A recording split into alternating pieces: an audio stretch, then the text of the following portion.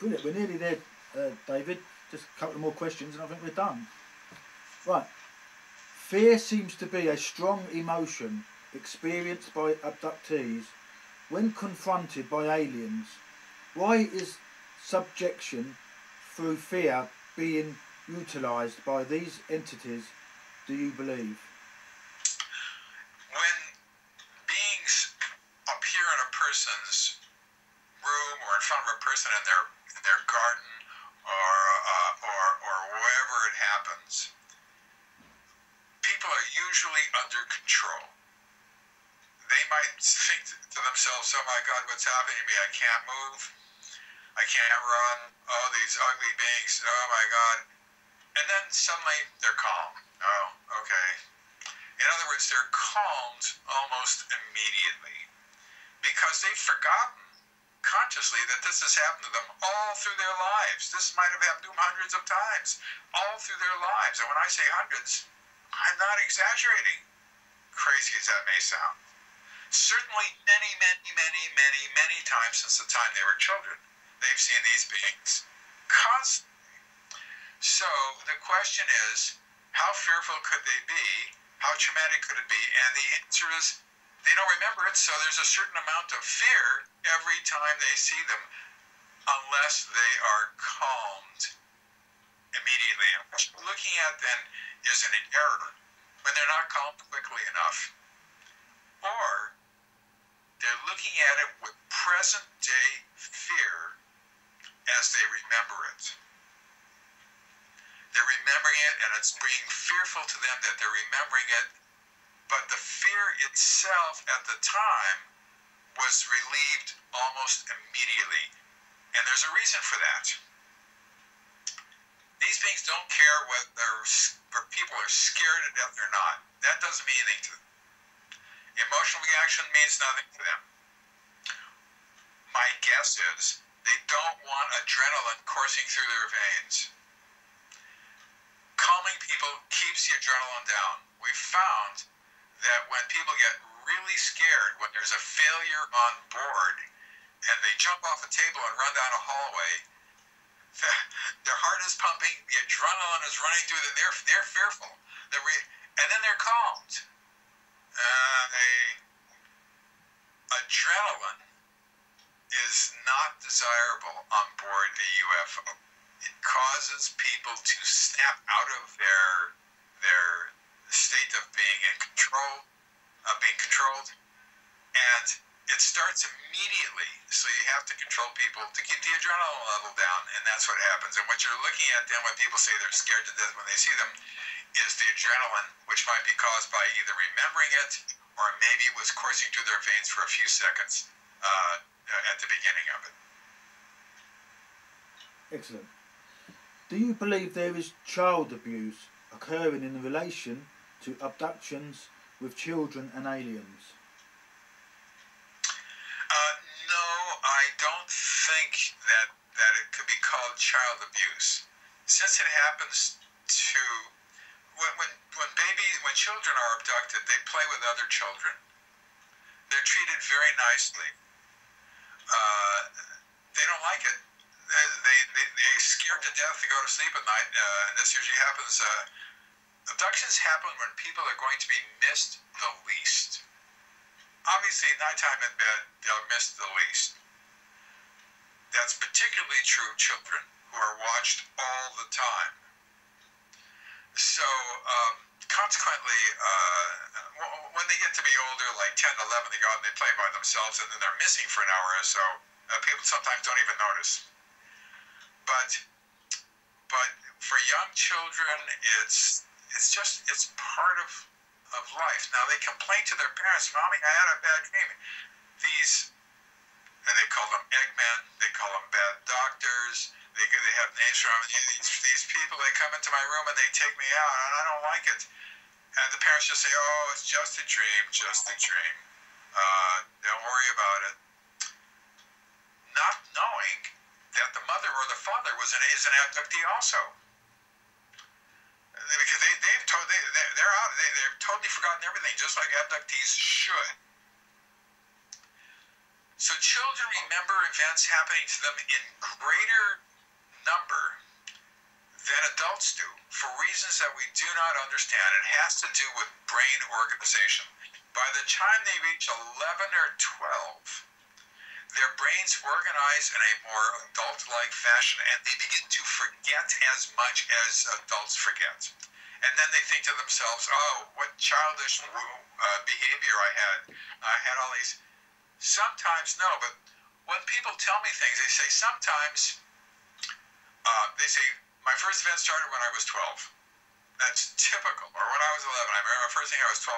That's typical of abductee conscious memories. But sometimes I'll say the first event happened to me when I was 6 or when I was 3. And that's because they do remember. They're still remembering things, you know. And that'll happen all the way. Sometimes my first event happened to me when I was 8. But actually, the first events happened to them when they were infants, because we know that parents are abducted with their babies. So, but they don't remember anything. So it has to do with brain chemistry and how the brain is organized.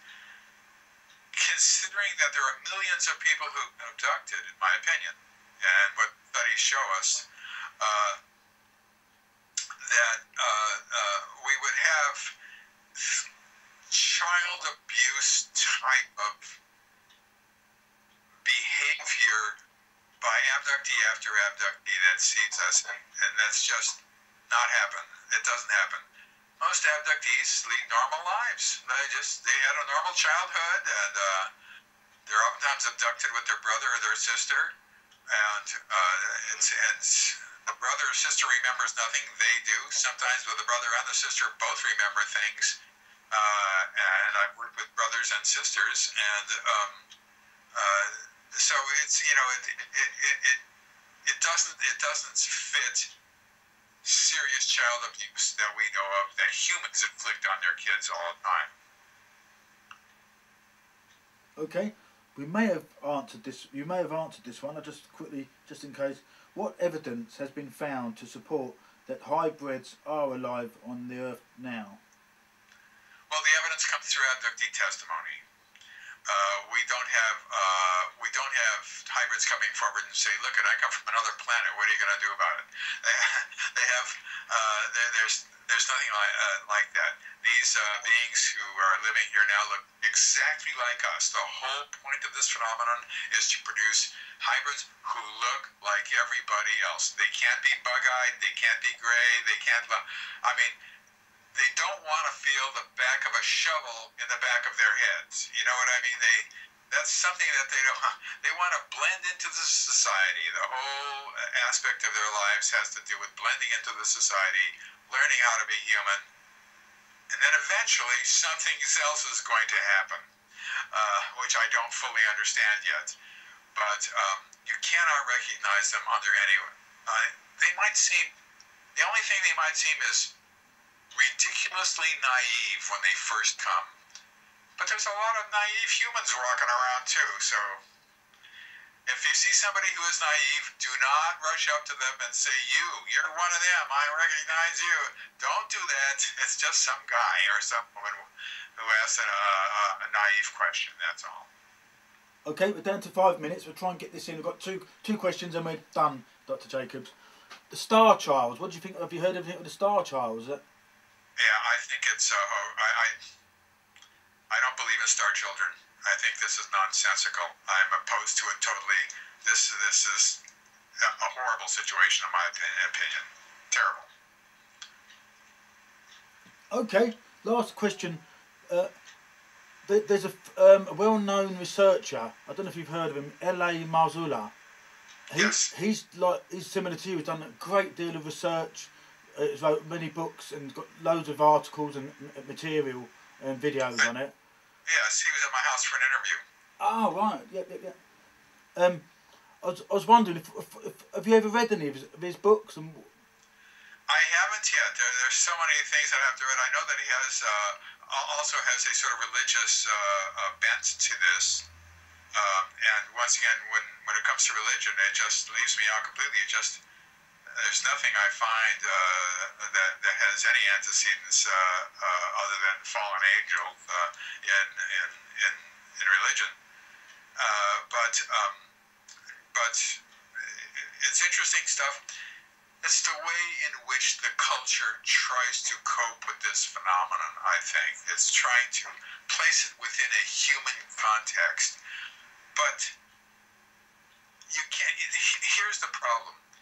You can make an argument that we are alone in the universe, that humans are the only technologically evolved people in the universe. You can make that argument. It's a dumb argument, it's a bad argument, but you can make it. It's an academic argument. But it's extremely difficult to make an argument for two. And once you say two, you're saying 2 trillion.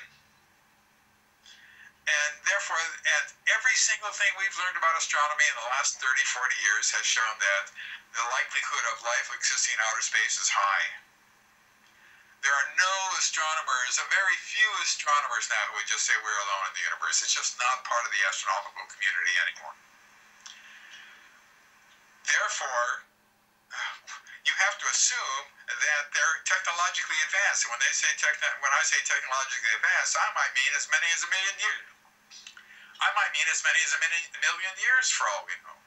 That means that they can do pretty much anything they want with us, no matter how we put this back to popular culture or the Bible or religious beliefs or anything else. It doesn't matter to them one way or another. They're doing what they're going to do, and there's more where they came from. 2 minutes. LA seems to have some very logical answers to who they are and what their motive is and where we're heading for. I just wondered if I were to get some of his material sent to you, and would you ever have time to read it and we could discuss what you think of it or not?